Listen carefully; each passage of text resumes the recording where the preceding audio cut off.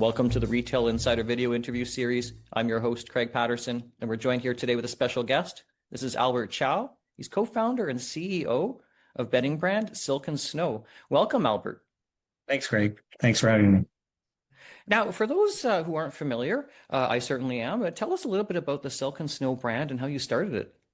It was really by accident. My co-founder and I started Silk and Snow in 2017, and it was really at the tail end of the shift when mattresses were really shifting online in terms of sales.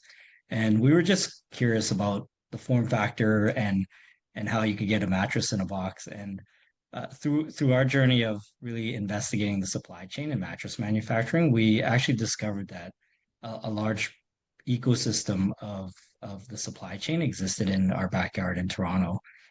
So we were pretty shocked to find that. But one of the nice things was it did kind of instill some of the values that you see today with the rest of the Silk and Snow product line, which goes across all home goods, including bedding, furniture, and these days living room furniture and bedroom furniture. So we've always had a very conscious and thoughtful approach to our supply chain and working with local manufacturers or working with family-owned manufacturers that care a lot about the details as much as we do, and really leveraging the local supply chain to really create products that really we believe in and we're very proud of. Now, did the product expansion happen after the acquisition by Sleep Country Canada? Or tell me a little bit about how that's all been, because obviously it started with mattresses and now we have all kinds of other products and even retail stores, which we'll get into talking a little bit more. But tell me a bit about the acquisition with Sleep Country Canada and how that's impacted things here so far.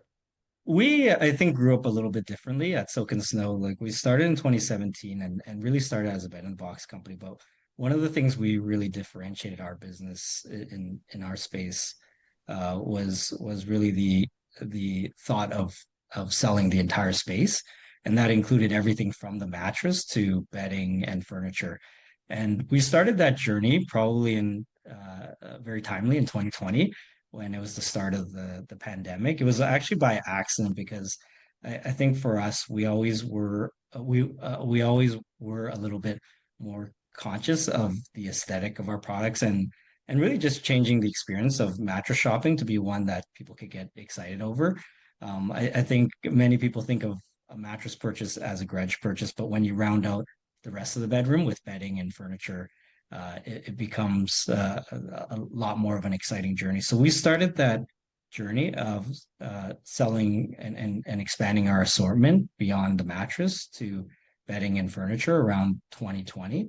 And that was really our path to growth. We started discussions with Sleep Country maybe in 2022 or late 2021, and probably talked for longer than we wanted to, but eventually we agreed to partner with them, and Silk and Snow was acquired by the beginning of 2023. So we've been about 2.5 years into our journey within the Sleep Country family, and through that. I would say we've continued down the path of growing our assortment, particularly on the furniture side. Bedroom has always been a place that we focused on, but more recently we've also focused on expanding our assortment to the living room category within sofa products.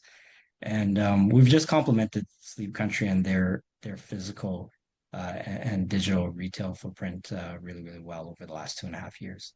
Well, that's excellent. You can find the products in the stores, of course, online where the brand got started. And now we're seeing some standalone showrooms. I've actually lost track. What do we have in terms of standalone shops, as well as I guess, the side-by-side stores that we've got with some of the Sleep Country and other brands like, say, Casper and Endy?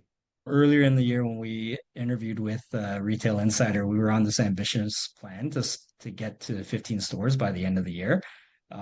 Even with the best efforts, we're at 7 right now, and we've got 3 more exciting launches by the end of the year, which will bring us to 10. But we're very much on track with where we want to be. I think it's a matter of time that we'll get to the 15 stores, but at this moment we're at 7, which is a lot for us, given that 2 years ago, we didn't have one. Yeah, no, that's still really, really impressive. I wouldn't. Yeah, 7 to 10 in a year is more than most would expect, certainly, especially given the current, I guess, economy in Canada, not necessarily around sleep or bedding, but just around consumers generally, and the fact that a lot of people are struggling. We've had inflation go up, the cost of living, and everything else that we've heard in the news. Uh, you know, consumers have, can have limited dollars, I guess you'd say. definitely. Now, are there any product categories that, or even just general ones we can talk about that maybe haven't been released yet? That's probably a secret for Silk and Snow. Our thought process is we try to continue to keep the newness of a lot of our product lines by refreshing the product lines and introducing new things and retiring older products. So we do have a number of exciting product launches within the categories that we have today. Maybe a couple of new bed frames, an expansion of some of our sofa products, some new colors. It's a lot of what we've been doing over the last few years, but I wouldn't say that there's anything dramatic that is entirely different from what customers are used to at Silk and Snow. Tell me about the name Silk and Snow. I mean, it's such a lovely name. How did it come about when it was whenever it was chosen? I don't know if it was right at the beginning when the brand was founded, but tell me a bit more about that as well. This is probably the non-PR answer, but it was incredibly difficult to find a domain name or one that wasn't already occupied. So I think that was priority. But I think we always had a mind towards keeping our Canadian roots, and snow kind of represented one aspect of that. The other aspect was that we always felt that our business would continue to grow within bedding and luxury home goods, and so we thought the pairing of Silk and Snow was very representative of maybe the products and emotions that we were trying to evoke. I love it. No, because it's such a pleasant name. I like it. And the snow part, like you said, you kind of assume it might be a Canadian brand just because we're associated with snow, unfortunately, as we come into the fall. That's right. And with Silk and Snow, obviously the brand started online, but what are you seeing in terms of, I guess, from a high level in terms of sales? Are people still buying stuff more online? Obviously, you can now find the products far more in stores than you could in the past. Are people gravitating more to the physical, or how are you seeing people interacting with the product and making their purchases? It's weird because I feel like that answer changes every year. I think if I look back to like 2019, 2020, a lot of us were that were digitally native, built our brand in that manner, but there was this slow trend towards moving towards physical. I remember when we were evaluating our industry and our business, the penetration rate was probably in the mid-teens for e-commerce, and I don't think it's changed very much. Obviously, it's trended upwards, but not dramatically. But I think a lot of our business, there was a huge swing towards online, obviously in 2020, 2021, and 2022. But then we also saw a huge shift back to physical retail, where there was more of a component of the customers wanting to experience the products, and that's really when we start to go down this journey of building out our physical experience within our brand. We've been 2.5 years into that, and we have seen a slow trend towards customers wanting to have kind of both experience. So I think maybe uh, the difference in the way we see our business is that we don't see them as distinct channels. We just see them as different ways in which the customer gets to get to know our brand. A lot of it starts online, but most of it actually ends up offline in terms of when they convert and when they purchase the product. We're hearing that from a lot of retailers is that Yeah. that there's cross shopping. It's kind of be with the consumer wherever they are, and but probably with things like bedding and furniture, people are going to like a little, maybe to see it or maybe even lay on the mattress and whatnot. Even though a lot of the reviews I've seen for a lot of these mattresses, people just love them. I mean, I own one, so I can say that I do, and I sleep on it. So, and I'm hopefully well rested. But it's yeah, they're really great and quite a difference. We never had those years ago. It was always just those mattresses that you'd see in a store that were laid out on display and were quite large and weren't originally rolled up, I guess. I'm still really shocked these days, even though our business has grown quite a bit, when people buy a mattress online. But I really do feel that most customers they do want to experience it both from an information gathering perspective online, but also touch and feel and tactile and comfort. It typically ends up offline, so little bit of both. Let's talk about the Canadian retail industry. I just want to have a general conversation as well because there's lots happening here. I guess the first thing I even want to ask for you is, are you seeing anything new around any trends? You've obviously got retail experience from your perspective at Silk and Snow and then watching the industry generally. Is there anything that you're noticing that's, either concerning or remarkable, or tell me about what you're thinking over the last few months here? What's curious is kind of what how there's a trend towards moving away from department stores and big box retailers occupying uh, a more prominent space within consumers looking for everyday value. For us, I think one of the difficult things is trying to figure out how these shifts will play a part in our long-term plans because it's moving so quickly, especially in our categories where a lot of the department stores have occupied home goods. But I would say maybe the surprising trend for me in our space is that a lot of our category is moving towards a much smaller footprint where experience matters and just appropriate visual merchandising and showrooming matters. I think the concept of uh, maybe what you use the retail space for in terms of how much of it is cash and carry versus it's purchased online is changing quite a bit. But otherwise, I think we're experiencing things that are very similar to a lot of other industries within retail. And you mentioned, big box and department stores, and personally, I'm still so sad about Hudson's Bay. This is, I guess, right now would be the first time on the Retail Insider podcast that I even addressed or talked about the closure of Hudson's Bay, which is remarkable because we're recording this in early September of 2025, and the Hudson Bay Company had filed for creditor protection in March of 2025 and liquidated all the stores closed, I think, on or before June 1st. Just anyways, I just can't believe it happened. I mean, that's something I don't think had to happen. I mean, there's a lot of theories. We don't have to rehash it all because it's been discussed in the news at length, but it's just such a shock to think that we won't have these department stores. We can tie this into bedding a bit because I don't think Silk and Snow products were at Hudson's Bay. I did see Casper mattresses in the past, certainly when it was a retailer. Yeah, and it's interesting because I think with Hudson's Bay, two of the strongest categories were home goods, particularly bedding and beauty. And um, yeah, I guess without getting into it, like I too far down the path of what went wrong. Like I do feel like the Bay wasn't representative of maybe what has happened within our categories and our industry. I think those two categories they've done incredibly well at other retailers. And I remember like my experience going into the Bay is that and even recently, right up until they winded up things, the retail environment just looked a little bit tired. I remember seeing escalators that weren't working, visual merchandising that was a little bit old. Um, but yeah, I do think that the positive thing is they were one of the retailers that was a go-to destination for mattresses and bedding, and since then, like I don't think if anything we felt a very positive impact to where the customers have headed towards what they're looking for in that category.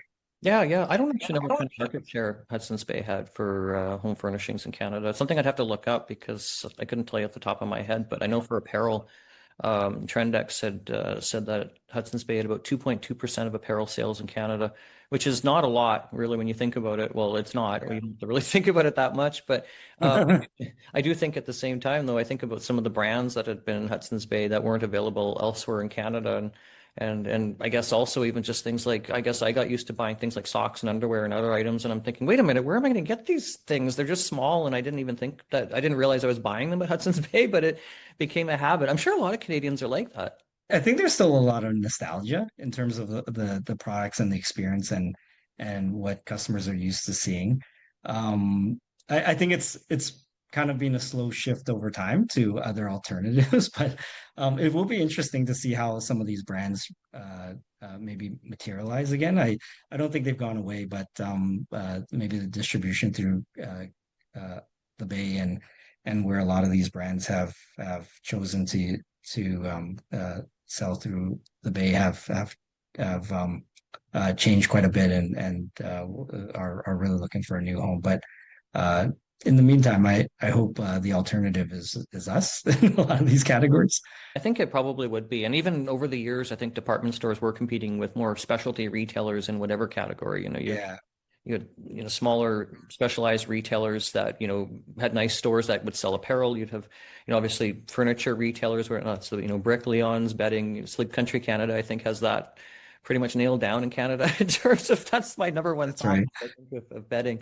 But yeah, I mean, the department store certainly had a lot of competition. And then to round it off, I remember even, goodness, I remember even in the 80s and 90s, like Eaton's and Sears and Woodward's, they were all competing also on price. They would have sales, but then along came Walmart and Costco. I mean, it's hard to compete on price when you're dealing with retailers that are selling really valuable, really value price goods. I should say, not valuable necessarily, Right. but yeah, it's over time. I think that the department store changed as the Canadian retail landscape changed because it's a much bigger story, obviously. Yeah, it'll be interesting to see what they do with all the real estate that it used to occupy. But yeah, it's been playing out for a while as a lot of the examples you talked about. It's been a slow trend, and this seems to be the final one that's fallen. There could be a whole, we won't do the conversation today, but a whole conversation around what's the future of the shopping center. I just think of, Yeah, I remember when we were all younger, we had several department stores probably in a shopping mall, and it was either a Bell Bar design or an Anchor design. And those anchors now could become movie theaters or Winners or, whatever retailers or other non-retail are being put in some cases, pickleball right. courts where that makes sense and is That's right. feasible. Yeah, all kinds of stuff. And direct to consumer brands, I wanted to talk about that because, well, we can tie this back into Hudson's Bay because one of the Mhm. brands that was in Hudson's Bay and it did quite well was Rod and Gun, New Zealand-based fashion brand for men, and had a number of concessions in Hudson's Bay. It started at 38, and I honestly don't know what the number was towards the end. It might have been the same, but now what they've done is they're opening pop-up stores all over the country and testing out markets and seeing where they can be successful having their own stores that are standalone and not as a partner or a concession in a department store. Oh, interesting. I think in our own space, we've been trying to understand really the fit with other retailers distributing our products. Like I do feel like it's always a challenge to maintain brand experience when you're using another partner and trying to fit within their space. So that's always been a challenge. And we for us and a lot of the direct to consumer brands that are a part of the Sleep Country family, we've found that there's just been a lot more success in maintaining our own experience and maybe working together to expand the physical footprint. I do find a lot of retailers are or consumers are more open to the idea of specialty retailers and obviously that's very different than a department store experience. And they're okay with a much smaller shopping experience in terms of a retail footprint and having things that are specialized and specific to the category that they're looking for. So yeah, we've always been challenged with that. I know some of our sister brands like Casper have been retailed at the Bay, but we've always found that it's much easier to maintain that experience within our own network of Sleep Country stores. That's a trend we've seen, I think, across the board is a lot of brands now want to have their own stores. Yeah, I guess it also speaks to the strength of the brands to an extent because not that they weren't very important before, but I think now more than ever, having a strong brand is important because people are going to gravitate towards that name recognition. And also there's just a lot of distraction because across all kinds of retail categories, there's all kinds of competition, brands that are established, new brands coming in, some that are stronger than others. But I think having a strong brand is important, which I would put Silk and Snow into that category, by the way. yeah, thank you.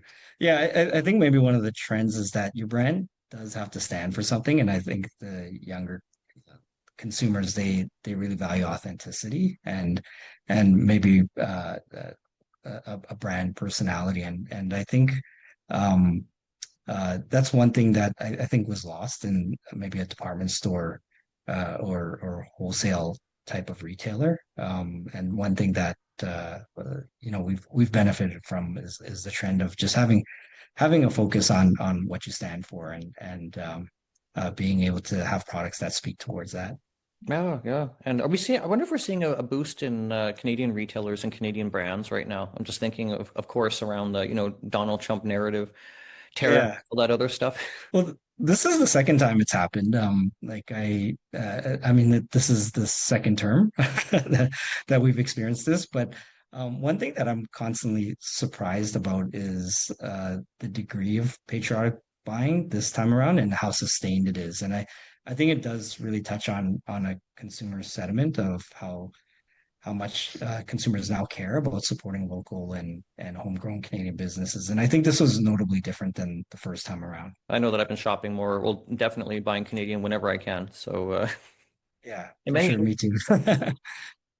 this has been a wonderful conversation. Thank you so much for joining us here today, Albert. Thanks so much for having me, Craig. Always a pleasure. This has been Albert Chow. He's the CEO and co-founder of Silk and Snow. And I'm Craig Patterson. I'm the founder and publisher of Retail Insider, as well as the host of the Retail Insider video interview series. Thank you so much for joining us here today. And be sure to subscribe if you haven't already on whatever platform you're consuming this on or would like to subscribe to consume this on.